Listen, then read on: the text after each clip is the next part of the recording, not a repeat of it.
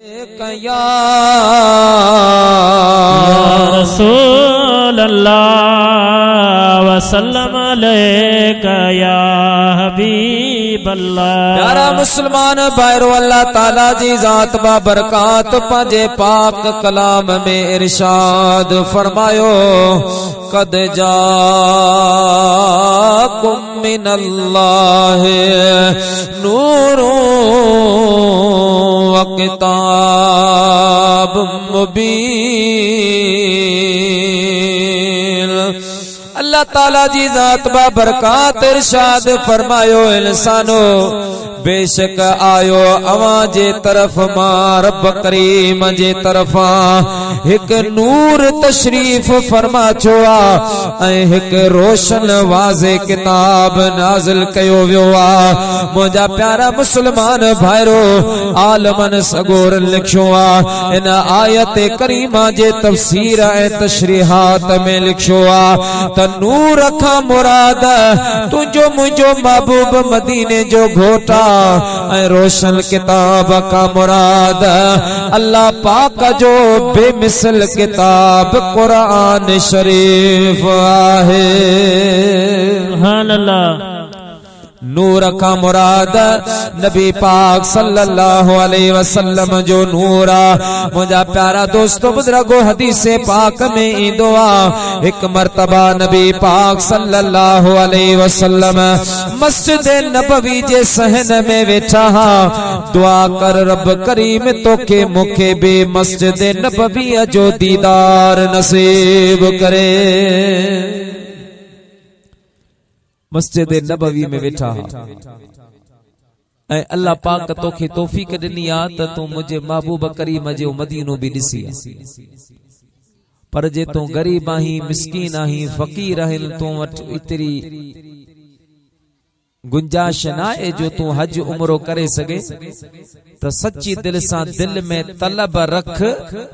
दिल में उहा उम्मीद ऐं आसरो रख त अल्लाह कंदो उहो ॾींहुं बि रब मूंखे नसीब कंदो जो मां हिन गुनाहगारनि अखियुनि सां मदीने वारे मीर जे रोज़े पाक जो ज़ियारत कंदुसि। ये तमन्ना हूंदी त इंशा अल्लाह रब करीम उहो ॾींहुं तुंहिंजी ज़िंदगी में ज़रूर आणींदो जो मुंहिंजा प्यारा तू कई नमाज़ो मुंहिंजे महबूब जे रोज़े जे साये में पढ़। गुलाम आशिक मदीने जा जेके आशिक आहिनि उहे उथंदे वहंदे मदीने पाक जे यादगिरी में गुज़ारींदा आहिनि। को मुंहिंजा प्यारा तो पियो घुरंदो आहे, को पियो चवंदो आहे त खणी वञे खतड़ो खुदारा कबूतर मोहम्मद मिठे दे प्यारा कबूतर खणी वञे खतड़ो खुदारा कबूतर मोहम्मद मिठे दे प्यारा कबूतर। खुदा वास्ते मोते कर मेहरबानी खणी वञे ही न्यापो जिते मुंहिंजो जानी। खुदा वास्ते मोते कर मेहरबानी खणी वञे ही न्यापो जिते मुंहिंजो जानी। भला भाग थींदे भलारा कबूतर मोहम्मद मिठे दे प्यारा कबूतर। अल्लाह जा हबीब पाक मस्जिद नबवी शरीफ में वेठा हा। असहाबन जो झुरमुट आहे बेटाए घोट मुंहिंजा प्यारा नक्शा कशी कंदे फरमाईंदो आहे, जोड़े जोड़ जहान जे अदा पाण कई परवार हादी हामी हाशमी सरदार सरदार सुहे सहाबल सथ में मजे मस्जिद मणियादार पो चंगा हा चौधार हिकांदा हबीब से सुभान अल्लाह। साहब आज जुर्म चुमेठा हजरत जाबिर बिन अब्दुल्ला केर हजरत जाबिर बिन अब्दुल्ला जिंजो जाबिर वारो वाक्यो तो मशहूर आता बुधो तो कई मर्तबा आलमन का हजरत जाबिर नबी पाक सल्लल्लाहु अलैहि वसल्लम जी बारगाह में अचे अर्ज करे या रसूल अल्लाह या हबीब अल्लाह कदे मेहरबानी फरमाए मुझे गरीब खाने ते राणा कदम घुमायो अची करे मुझे घर बेमानी खाओ पानी पियो दुआ वठो मुझे हबीब फरमायो जाबिर मां मुस्तफा अमूमल ईंदो वींदो आहियां तुझे घर जी मानी बे खादी आ तुझे घर जो पानी बे पीतो आ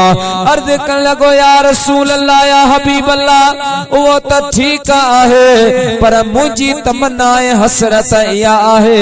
राणा मुके एड़ो टाइम अता फरमायो जो तवा मुझे घर आम मानू वांगर न अचो बल्कि एक मेहमान जे हैसियत में तशरीफ फरमा छो हबीबा अवा अचो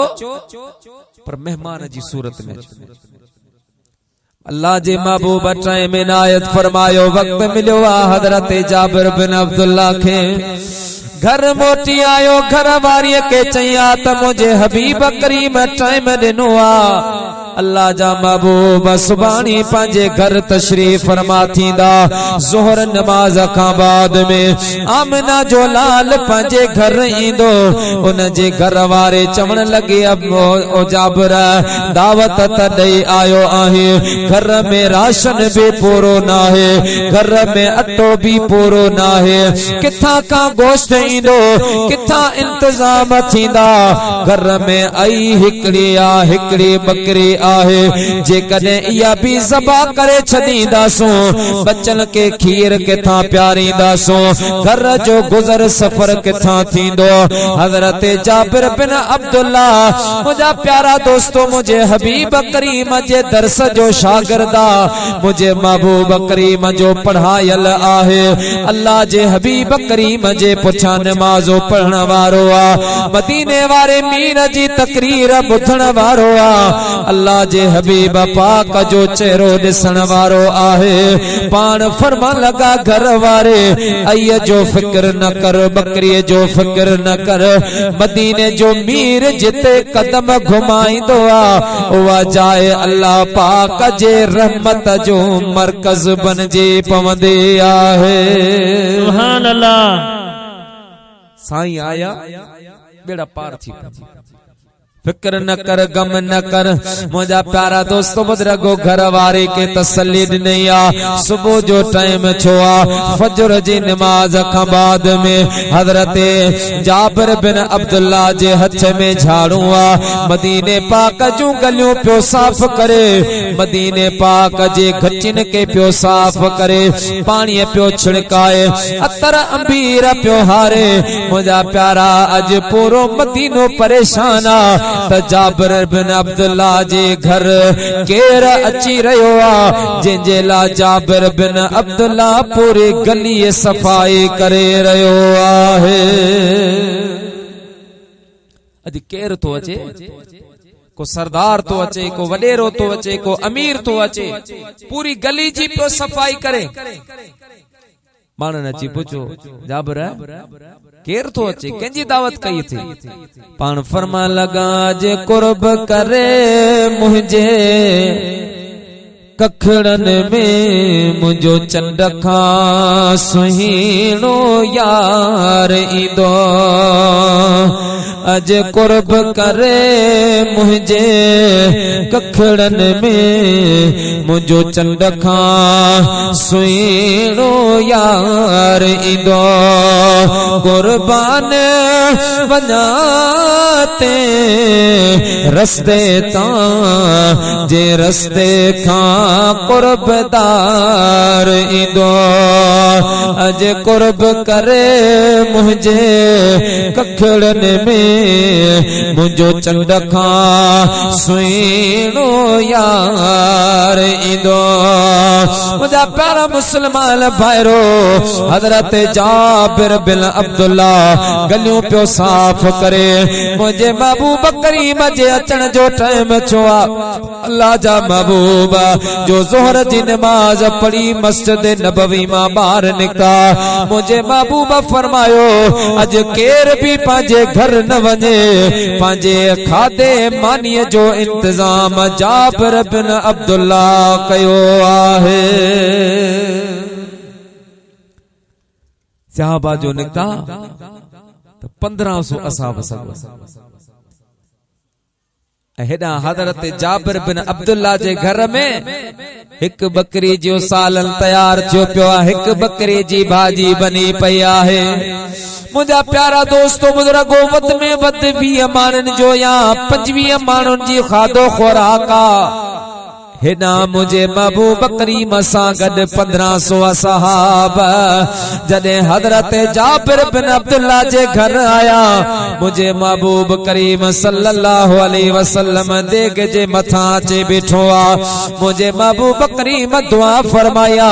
हबीबन फरमायो जाबिर बिन अब्दुल्ला दस्तरखान लगायो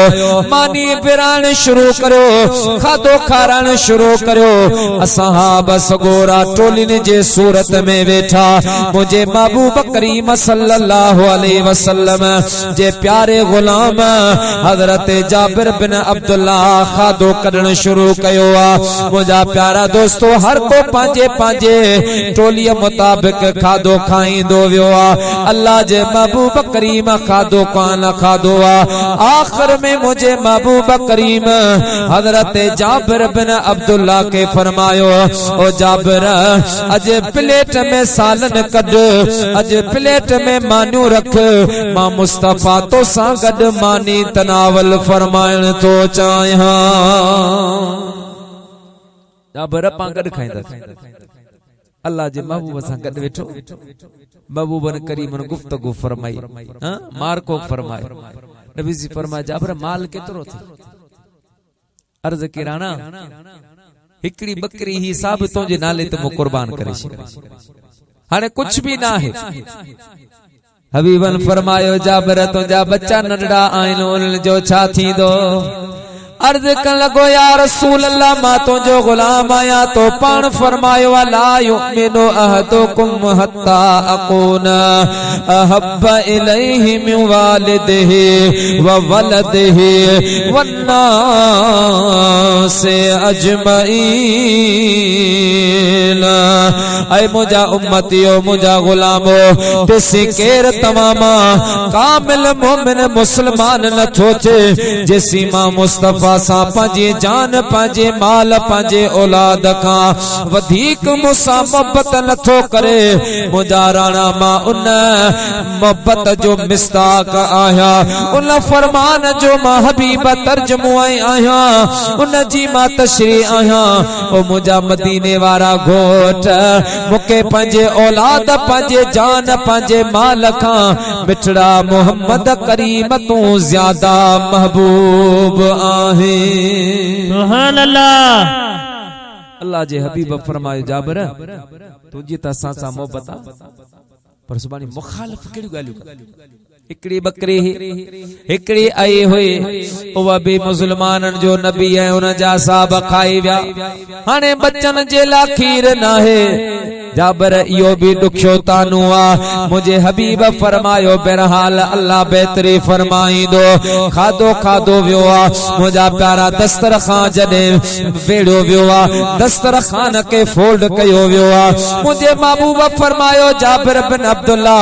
इन बकरी जो जेके हड्डियूं आहिन उवे जाया न करो उवे हड्डियूं जमा करो मुझे महबूब करीम सल्लल्लाहु अलैहि वसल्लम माने खाई जने फारग छा अल्लाह जे हबीब करीम हथ धोता, हथ धोई करे मुझे दिलबर मदीने वारे मीर पंजे हथन जो पानी उन बकरीअ जे हॾनि ते उछलाए मुझे साईं फरमायो कुम बे इज़्निल्लाह, अल्लाह जे हुक्म सां उठ। त हज़रत जाबिर बिन अब्दुल्ला जे ज़बा थियल पकियल बकरे मुझा प्यारा दाह करे मुझे महबूब जे साम्हूं अचे बैठे आहे। वो जाबिर बिन अब्दुल्ला मुझे महबूब करीम जो सच्चो गुलाम, सहाबी सब सच्चा, पर हजरत जाबिर बिन अब्दुल्ला वो सच्चो आ मुझे महबूब करीम जी जडे खिदमत कया अल्लाह जे हबीब करीम एड़ी दुआ अता फरमाया मदीने वारे मीर एड़ी त मुझा प्यारा दोस्तों बुजुर्गो हजरत जाबिर बिन अब्दुल्ला के अल्लाह जे हबीब भाकर पाए एड़ी दुआ दिन अता फरमाए छले मुझे महबूब करीम जो गुलाम हजरत जाबिर बिन अब्दुल्ला जडे वफात फरमाए व्या प्यारा दोस्तों 1000 साल पूरा थी विया 1000 साल का बाद में जडे दरिया दजले जो पानी अचे हजरत जाबिर बिन अब्दुल्ला ऐं हजरत सैयदना हुज़ैफा बिन यमान जी कब्र के करीब पहुतो आहे। उन वक्त में हजरत जाबिर बिन अब्दुल्ला शाह फैसल अव्वल के ख्वाब में इशारो फरमायो बादशाह दरिया जो पानी करीब पहुतो आ असा के मेहरबानी करे हिता मुंतकिल कयो वने मुझा प्यारा दोस्तों पो बादशाह उन जेला इंतजाम कया हा मुफ्ती आया हा डॉक्टर आया हा अल गर्ज किस्सा ए मुख्तसर जडे कब्रन जे खोदाई थिया जडे खोटाई थिया त मुझे महबूब जे सच्चे गुलाम हजरत जाबिर बिन अब्दुल्ला जो मुझा प्यारा जिस्म त कब्र में सलामत हो पर जो जिस्म सा गड कफन वारो कपड़ो हो वो कपड़ो भी महफूज हो सुभान अल्लाह वो कपड़ो भी महफूज। कई हकीम कई तबीब हर मकतब फिक्र जो मानो आयो हो बादशाह जो ऐलान बुझी डॉक्टर जी टीम आई उन्हनि चयो यारो असां के भी इजाजत दियो असां भी दिसो तवा चुप त 1000 साल थी विया आहिनि असां भी दिसो डॉक्टरन जे टीम आई प्यारा दोस्तों एक वडो डॉक्टर आ वडो तजरेबाकार डॉक्टर आ प्रोफेसर डॉक्टर आ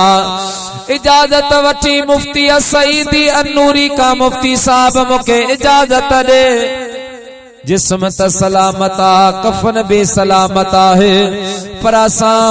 मरण वारे जी अख जो पर्दो मथे खणी वक्त जो तायुन फर्म कंदा आयूं त हिन के वफात कंदे केतरो टाइम गुजरी वियो आ केतरो वक्त हिन के गुजरियो आ जडे उन डॉक्टर हजरत जाबिर बिन अब्दुल्ला रज़ी अल्लाह ताला अन्हु जे अख मुबारक जो पर्दो मथे कयो आ त दाह करे वनी जमीन ते किरियो आ बेहोश थी वियो आ जडे होश में आयो आ तदे चवण लगो यार केड़ियों ता गालियों करो त 1000 साल गुजरे विया आहिन वडो अरसो गुजरी वियो आ मुझो डॉक्टरी तजर्बो इन गाल जी गवाही तो दे त हिन आशिक रसूल के वफात कंदे अञा अध कलाक भी कोन गुजरियो आहे। इन आशिक रसूल के अध कलाक भी कोन गुजरियो। अल्लाह तबारक व तआला पंजे महबूब जे गुलामन के एड़ी जिंदगी अता फरमाए छे। प्यारा दोस्तों वो जलील कदर सहाबी हजरत जाबिर बिन अब्दुल्ला मुझे साईं वट वेठो आ या रसूल अल्लाह या हबीब अल्लाह ता रब करीम है कायनात किए तखलीक फरमाई जने अल्लाह पाक कायनात के पैदा फरमायो केड़ी शय के अल्लाह पाक पेरी पैदा फरमायो मुझा राणा हिन कायनात अंदर तमाम मखलूकों आहिन तमाम चीजों आहिन पर मुझा दिल पर मदीने वारा जेके वड्डियूं चीजों जमीन हिते आ आसमान आहे अर्श आ कुर्सी आ लोहे महफूज आ कलम आ जन्नत आ जहन्नम आहे जिन्न ऐं इंसान आहिन मुझा महबूब करीम सल्लल्लाहु अलैहि वसल्लम अज मुके इहो इरशाद फरमायो त रब करीम जी जात बाबरकात सब खां पेरी केड़ी शय के पैदा फरमायो त मुझे हबीब पाक फरमायो या जाबिर इन्नल्लाह ताला खलक क़ब्लल अशिया नूर नबीक मिन नूरिही ओ मुझा गुलाम जाबिर अल्लाह ताला जी जात बाबरकात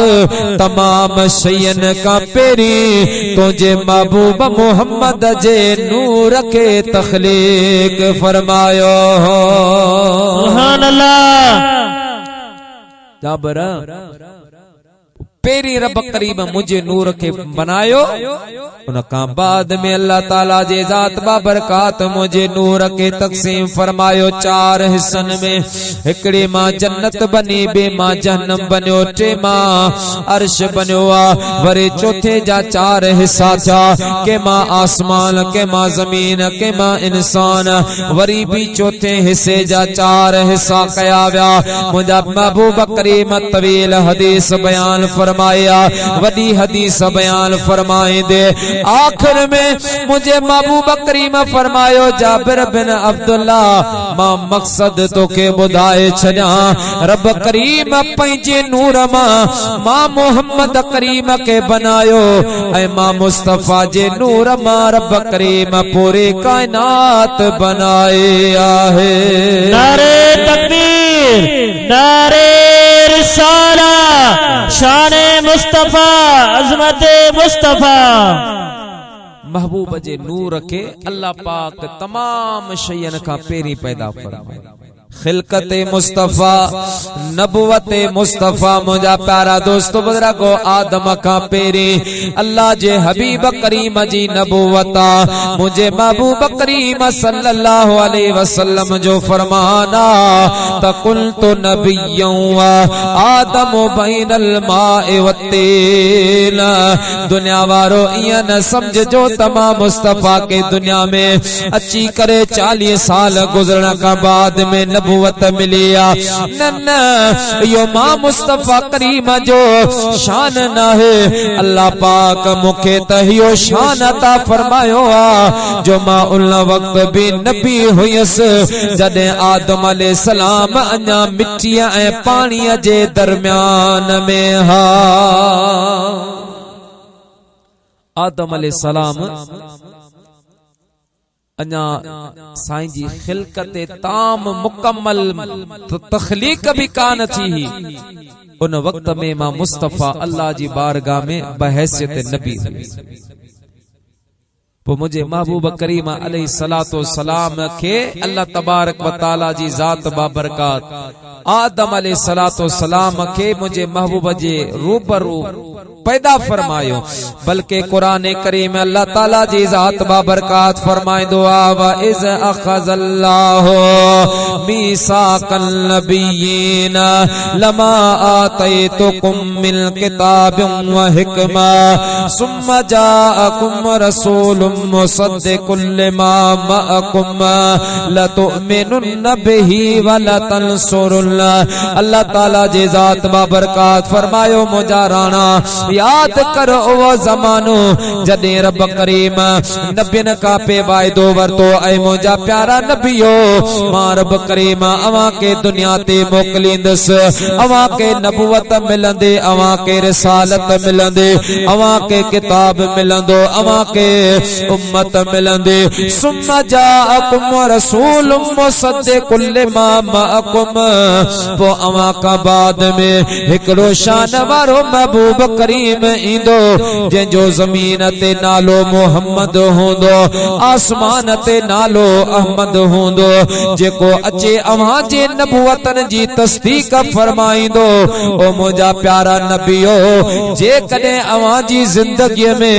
वो मुझो महबूब करीम अची वने त पो तवां पंहिंजो कलमो न पढ़जो मदीने वारे मीर जो कलमो बयान फरमाए जो सुभान अल्लाह।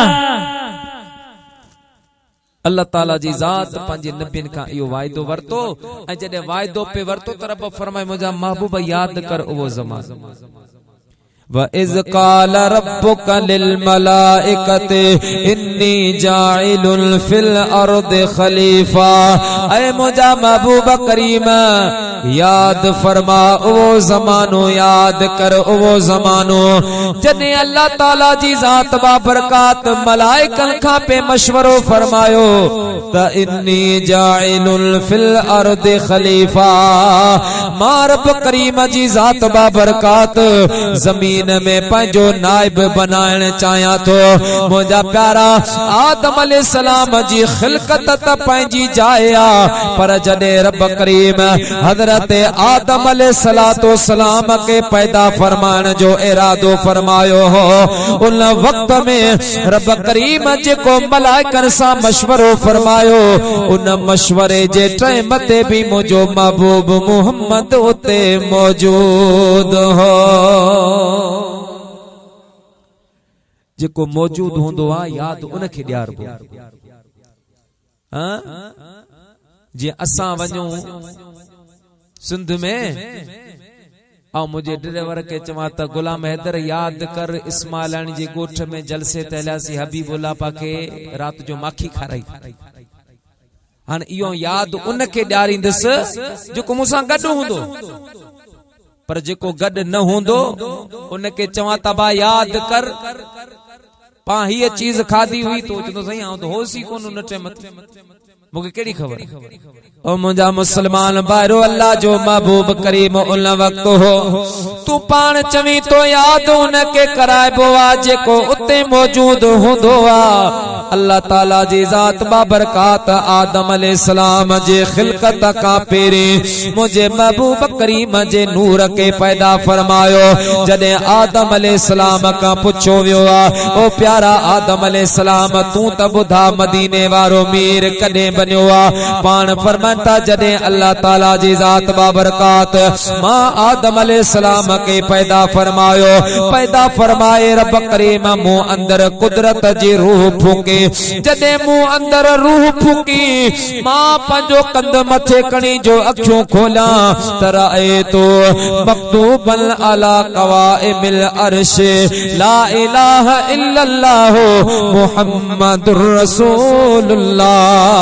सल्लल्लाहु अलैहि वसल्लम ता आदम अलैहिस्सलाम इहो जवाब अता फरमायो अदा मुखां न पुछो जे कदे मुखां पुछो था त रब पाक जॾहिं मूंखे पैदा फरमायो मुंहिंजे अंदर रूह आए मां जो अखियूं खोलियूं त सुभान अल्लाह अल्लाह पाक जे अर्श ते रब करीम जे नाले सां मदीने वारे मीर जो नालो गॾु लिखियल हो सुभान अल्लाह अल्लाह जे नाले सां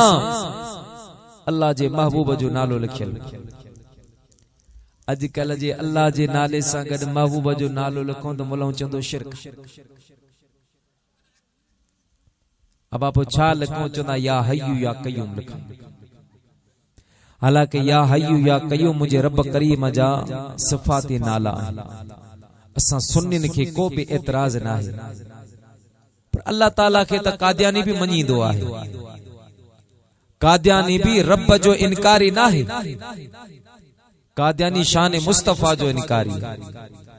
अल्लाह पाक के त ईसाई भी मञींदो आहे रब के त यहूदी भी मञींदो आहे असल जेका ॻाल्हि आहे मुंहिंजे दिलबर मदीने वारे मीर जो मसलो आहे याद रख मुसलमान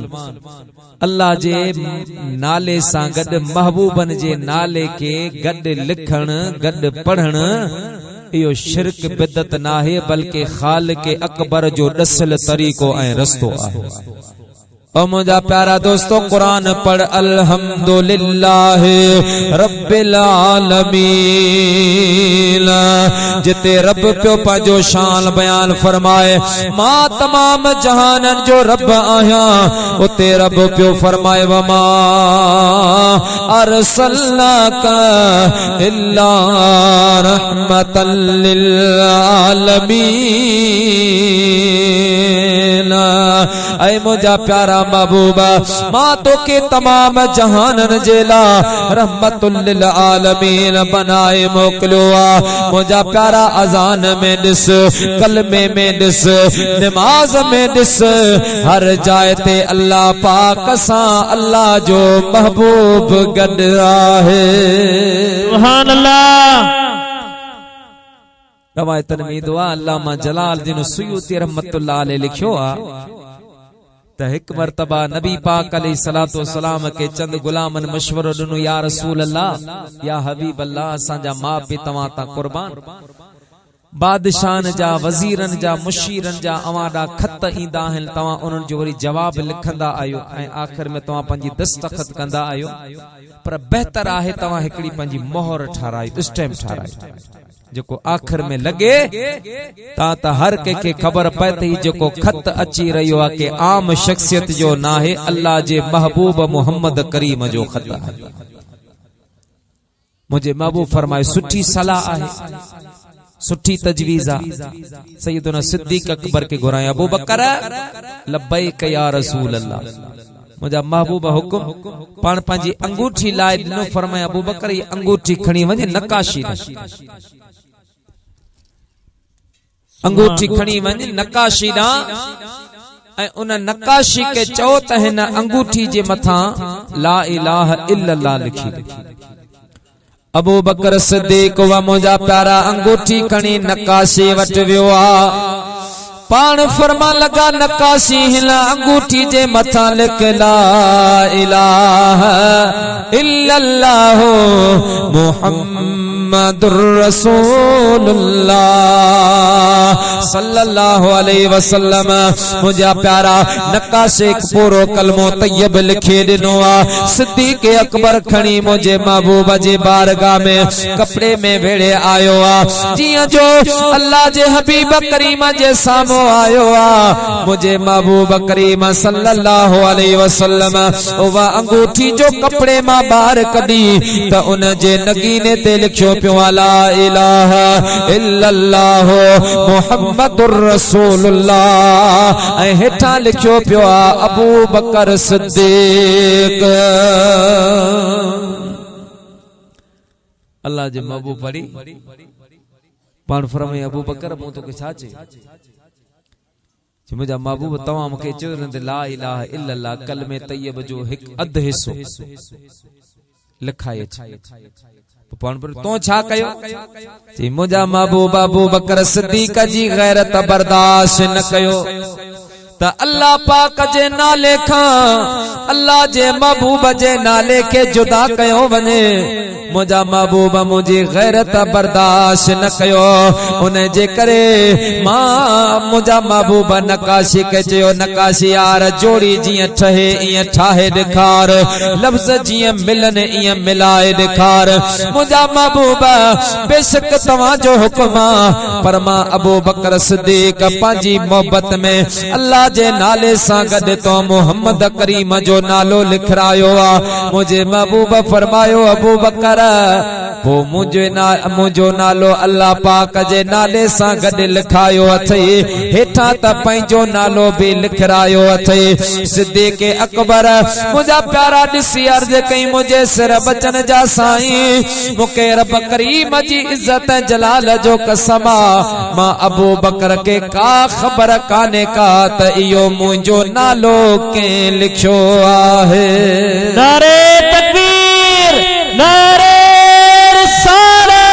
शाने मुस्तफा, नारे तहकीक, उलमाए सुन्नत। अर्ज की मुझे राणा मुखे खबर ना है जो तो नकाशी जे मुखे लिखी दिनु हो मां पढ़ियो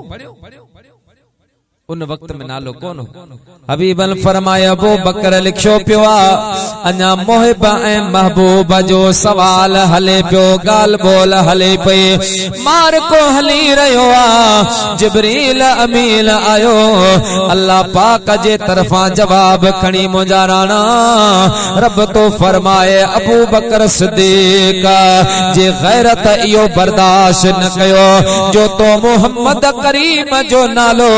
मां रब करीम जे नाले खां जुदा हुजे। मुंहिंजा महबूब मो रब करीम वरी इहो बर्दाश्त न कयो जो अबू बकर सिद्दीक जो नालो तो मोहम्मद जे नाले खां जुदा हुजे। महबूबा अबू बकर सिद्दीक तो महबूब जे नाले के मुरब जे नाले सां मिलायो त मां रब करीम अबू बकर जे नाले के तो मोहम्मद जे नाले सां मिलाए छॾियो। महबूबा अहिड़ो मिलायो आ जो अबू बकर दुनिया में तो सां गड्डा कब्र में भी तो सां गड होंदो ऐं जडे तवा कब्र मां उठंदा तब भी अबू बकर तवा सां गड होंदो। जडे तवा मशर जे मैदान में इंदा तब भी अबू बकर तवा सां गड होंदो। मैं गुलाम नबी में सर फरमाइंदो हयात हो तब हुजूर सां हो विसाल खां पो वरी गड आ सबई मंजिल था मज़ार गड आ दीदार वारी दरीब गड आ महबूब सां गड अची वसाई महबूब सां गड अची वसाई मदीनो मुनवर सुभान अल्लाह सबही सगोरा सहाबा लेकिन सिद्दीक अकबर सुभान अल्लाह अवल खलीफो खुदा जे दिल बर नबी जो दिल बर सुभान अल्लाह सुभान अल्लाह।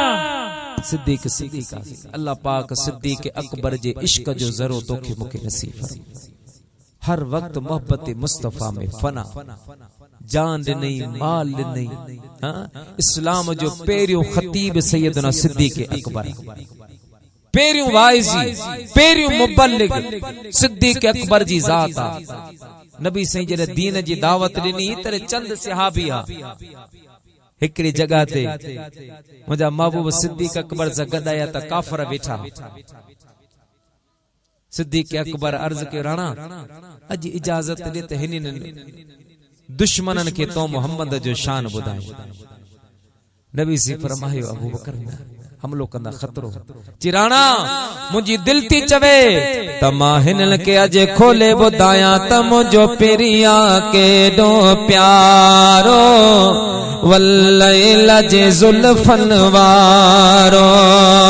मुझो नबिया के दो प्यारो वल्लैल जे जुल्फन वारो सारा केर करे सगदो कोने जग सारो प्यो लिखंदो नाए शान खुटण वारो वल्लैल जे जुल्फन वारो नाए शान खुटण वारो वदुहा जे चेहरे वारो पान जड़ो तो उनके चवी प्यो नूर करे तो कौन मनी तो जा टुकर खाए जग सारो वल्लैल जे जुल्फन वारो जा टुकर खाए जग सारो वदुहा जे चेहरे वारो कम महशर में मौ प्यो न ईदा विकने की अखा मोह मोड़ीदा उन दी कम अचण वारो वल्लैल जे जुल्फन वारो उन दी कम अचण वारो वदुहा जे चेहरे वारो सुभान अल्लाह। दिल थी चवे तो दुश्मनन के बुधाया मुझे महबूब करीम सल्लल्लाहु अलैहि वसल्लम फरमाए अबू बकर ख्याल कर अजा महबूबन हाँ या न कई अबू बकर सिद्दीक मदीने वारे जो शान बुधाइण शुरू करे काफरन के बाहे लगे वे काफरन के जेरो लगो आ चलन जे विचा अबू बकर सिद्दीक जे मता हमले आवर छा ओ मुझा प्यारा मुसलमान बारो सिद्दीक अकबर के उन काफर ने एतरो कुचो आ एतरे मार दिनिया जो पान बेहोश थी वनी जमीन ते किरा अबू बकर सिद्दीक के मुझा प्यारा संदस पारे वारा खणी घर आया 3 ॾींहंनि खां बाद में अबू बकर सिद्दीक के होश आयो आ दिसे त पोड़ी अम्मा मता पानी जो प्यालो भरे बिठिया फरमा लगे अबू बकर 3 ॾींहं थी गाल तो मानी कान खा दिया 3 ॾींहं थी गा आइल तो पानी कोन पीतो आ ओ प्यारा पुट उठी मानी खा पानी पी मां के अर्ज कर लगो मुझी अम्मा मुके मानी जी जरूरत काने का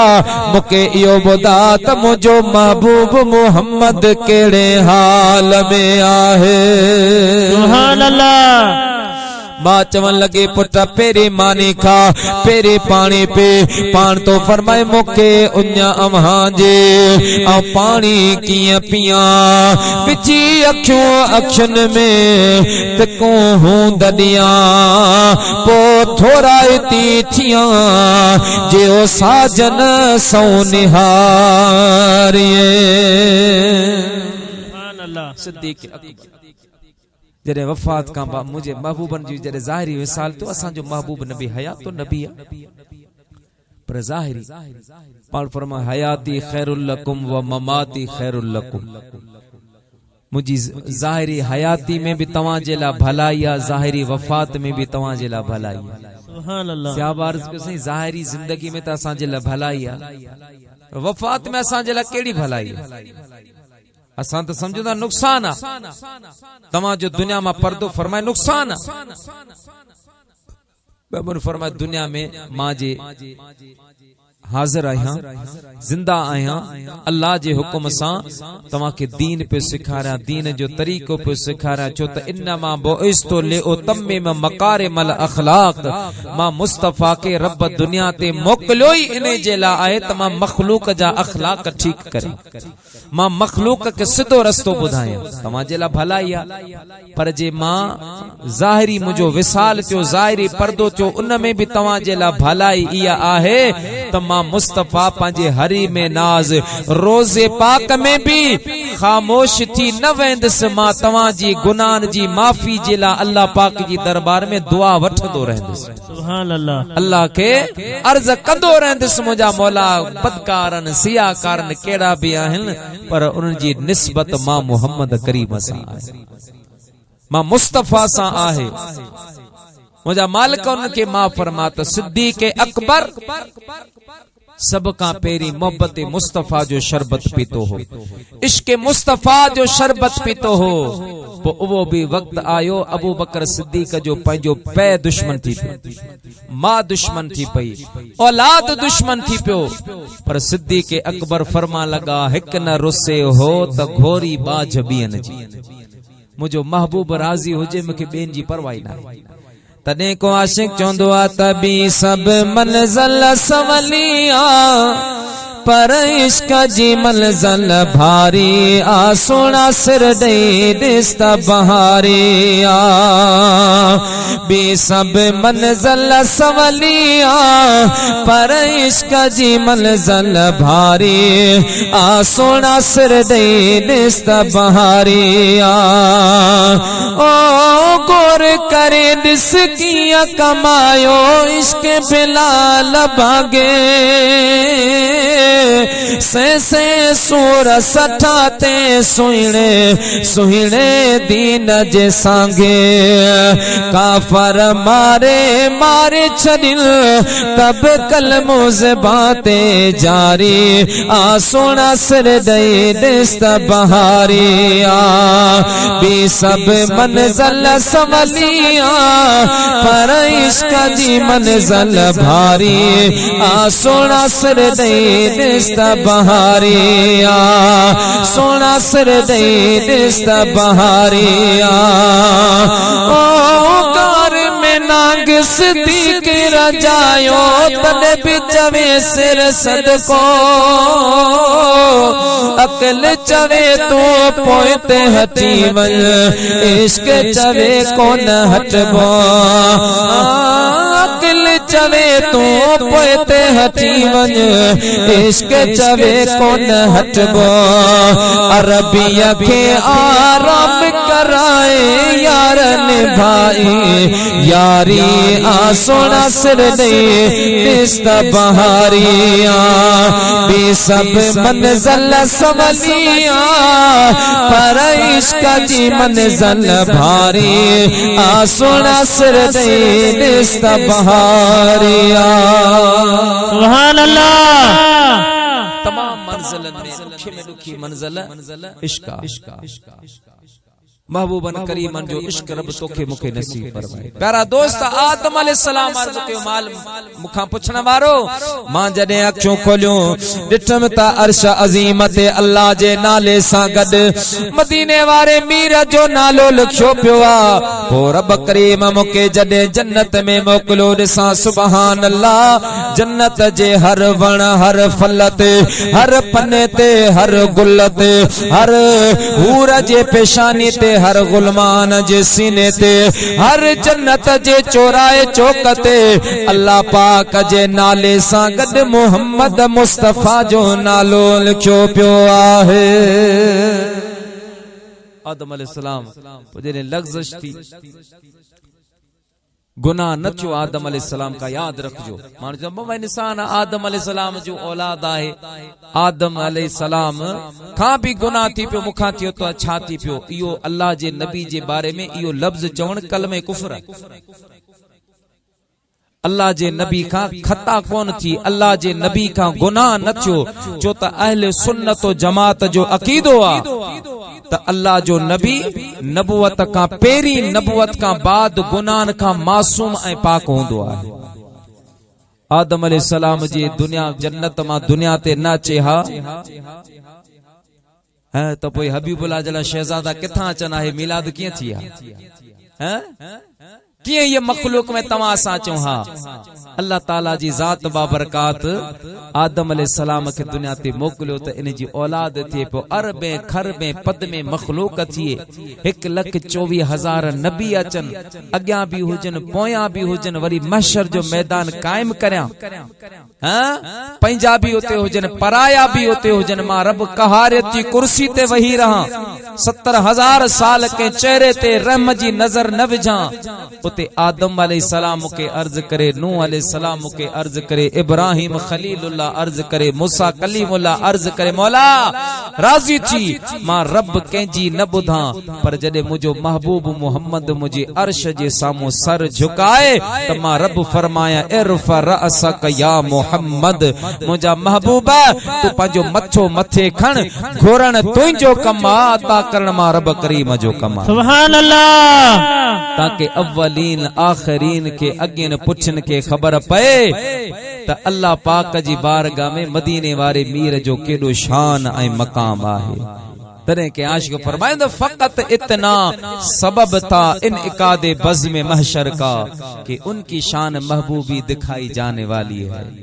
अल्लाह पाक महशर जो मैदान इने जे ला कायम कयो त उन डी जेके नबी हुजन उवे नबी बि नफ्सी नफ्सी पुकारिन ऐं मुझो महबूब जे करे पुकारे तो उम्मती उम्मती पुकार यानी नफ्स नबियन के पंहिंजी जान जी परवाह हुजे मुझे महबूब करीम अलैहिस्सलातु वस्सलाम के पंहिंजो फिक्र न हुजे जेकर फिक्र हुजे त पंहिंजी उम्मत जो फिक्र हुजे फिक्र हुजे त पंहिंजी उम्मत जो फिक्र हुजे। मुसलमान वो मेहरबान नबी अल्लाह पाक तोखे मुखे नसीब फरमाए वो शान वारो हबीब तोखे मुखे मिलियो आहे जेको महबूब उते कम अचे जिते न अम्मा कम अचे न बाबो कम अचे तॾहिं मुंहिंजा प्यारा से चवंदा आहियूं पुनल पार तूं थई पुनल पार तूं थई मिलन मोमिनन जूं सोना साईं बोझल बोझल किनल जूं पुनल पार तूं थई पुनल पुनल पार तू थई पुनल पार तू थई पुनल पार तू थई मिलन मोबिन जो सोना साईं बोझन गोझल किनल जो पुनल पार तू थई पुनल पार तू थई हुंदा ताज पातल नबियन के तोड़े तभी कह रखा प्या हुक्म बदा के रोड़े हुंदा ताज पातल नबियन के तोड़े तभी कह रखा प्या हुक्म बदा के रोड़े अवा में मोहम्मद अवा में मोहम्मद निगाहों नबियन जो सोना साईं बोझन को झल किनल जो पुनल पार तो थई पुनल पार तो थई सुभान अल्लाह। आदम अलैहिस्सलाम के रब करीम जी ज़ात बाबरकात पंहिंजे महबूब जो शान ॾेखारियो ऐं क़यामत जे ॾाढे रब करीम तव्हां असां खे भी उन हबीब जो शान ॾेखारींदो मुस्लमान उन महबूब जी आमद जो महीनो इहो भी लाज़मी नाहे त तव्हां ऐं असां वॾा जलसा करायूं वॾा वॾा ख़तीब घुरायूं त मिलाद थींदो जे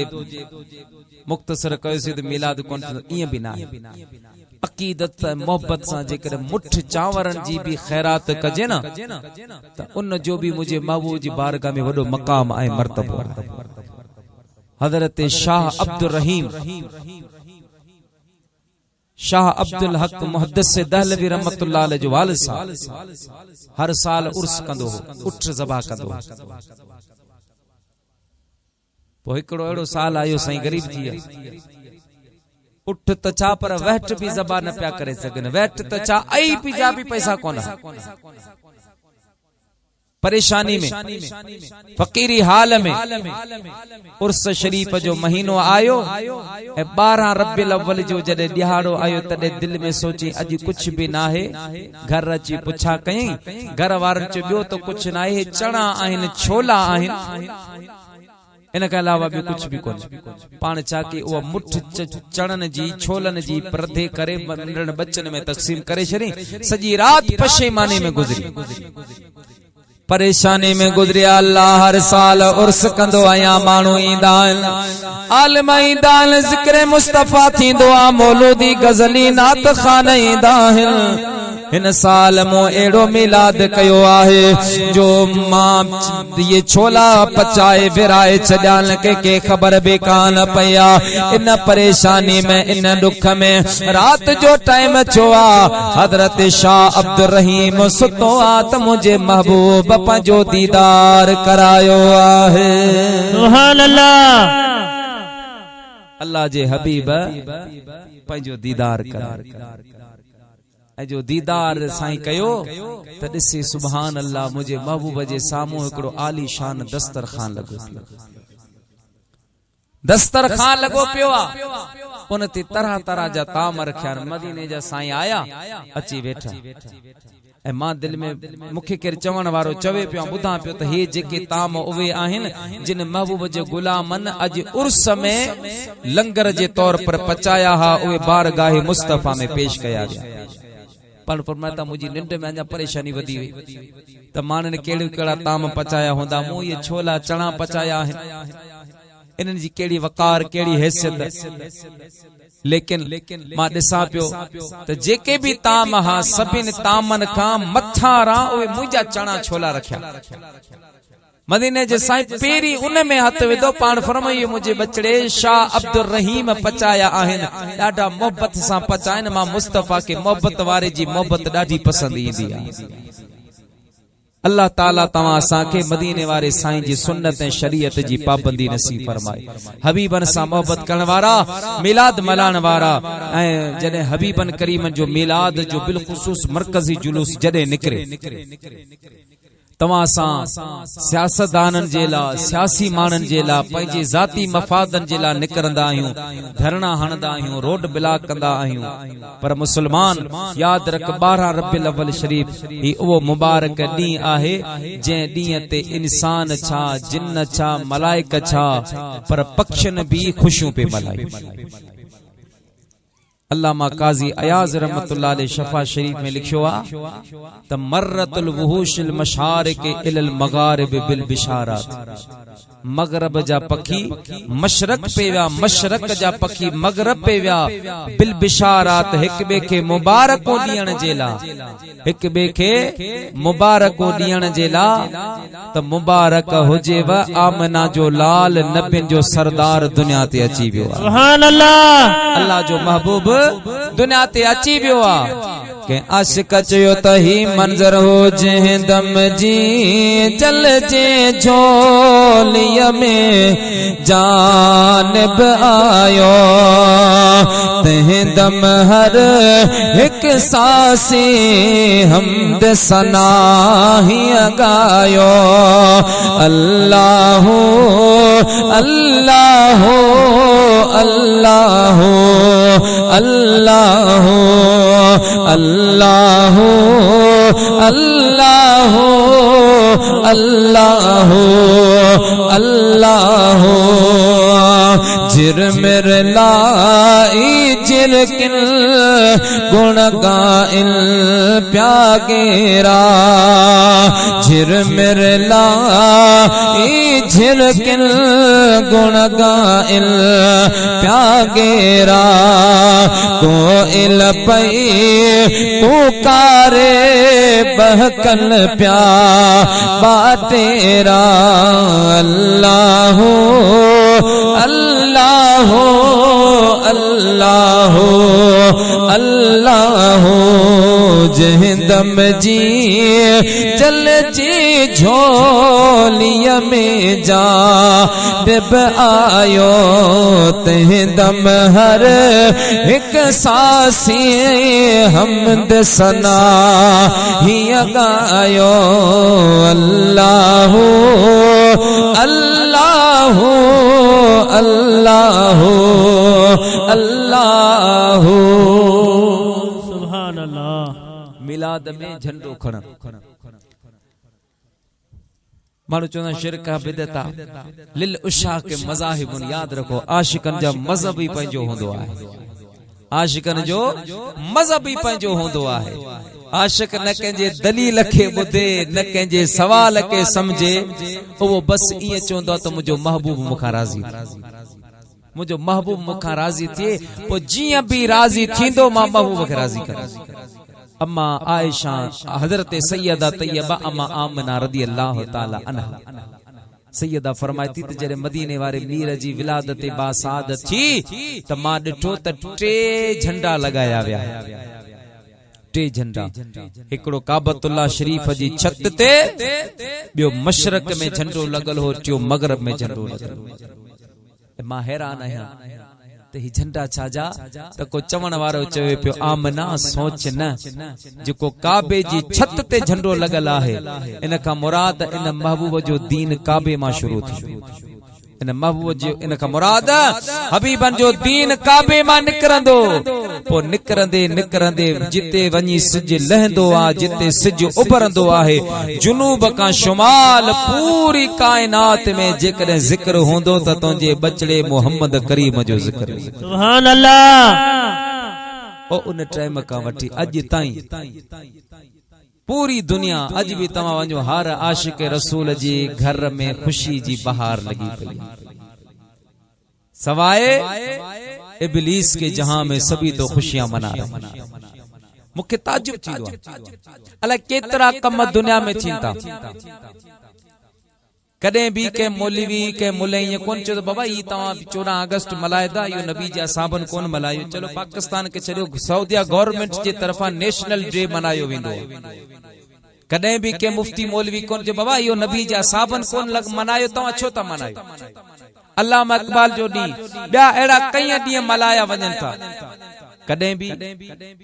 कंहिं एतराज़ कोन कयो। कायदे आज़म जो ॾींहुं मल्हाइबो आहे, भुट्टे साहब जो ॾींहुं मल्हाइबो आहे, बेनज़ीर साहबा जो ॾींहुं मल्हाइबो आहे, ॿिया कई सियासी समाजी क़बाइली सरदारनि जा उनजे वफ़ात जा ॾींहं बि मल्हाइबा आहिनि, उनजो सालगिरह बि मल्हाइबियूं आहिनि। कॾहिं बि कंहिंखे एतराज़ न कंहिं कयो आहे, न कंहिं फतवा ॾिनी आहे। लेकिन नबी पाक अलैहिस्सलातु सलाम जो ग़ुलाम पंहिंजे महबूब जो मीलाद जॾहिं मल्हाईंदो आहे पोइ कई फतवा अबू बकर सिद्दीक़ कोन कयो, उमर कोन कयो, उस्मान कोन कयो। चाचा तोखे नज़र नथो अचे, वरना मुझे महबूब करीम सल्लल्लाहु अलैहि वसल्लम जो हर असहाबी मिलादी हो, हर असहाबी छा हो, मिलादी हो, मिलाद करण वारो हो। रब करीम तोखे मूंखे मदीने वारे मीर जे मिलाद जो बरकत रहमत नसीब फरमाए। अल्लाह ताला जी ज़ात बाबरकात मु फ़कीर जो चवण तव्हां जो ॿुधण पंहिंजी बारगाह में क़बूल फरमाए। अञा भी फरमाइशूं रहिजी वयूं। हबीबुल्लाह साहब जो साहबजादो मोहम्मद काशिफ उनजी का फरमाइश वरी कंहिं ॿिए टाइम ते वरी ॿियो जलसो कराईंदो, उन में बयान कंदुसि। अल्लाह पाक मुंहिंजो चवण तव्हां जो ॿुधण क़बूल फरमाए। वमा अलैया इल्लल वलाकिबतु लिल मुत्तकीन वस्सलातु वस्सलामु अला सय्यिदिल अंबिया वल मुरसलीन। अल्लाहुम्मा रब्बना तक़ब्बल मिन्ना इन्नका अंतस समीउल अलीम व तुब अलैना इन्नका अंतत तव्वाबुर रहीम। या इलाहुल आलमीन या रहमान रहीम रब, जो कुछ जिक्र खैर चो तिलावत थी, नाज शरीफ थी, वाइज़ो नसीहत थियो, पंहिंजी बारगाह में क़बूल मंजूर फरमा।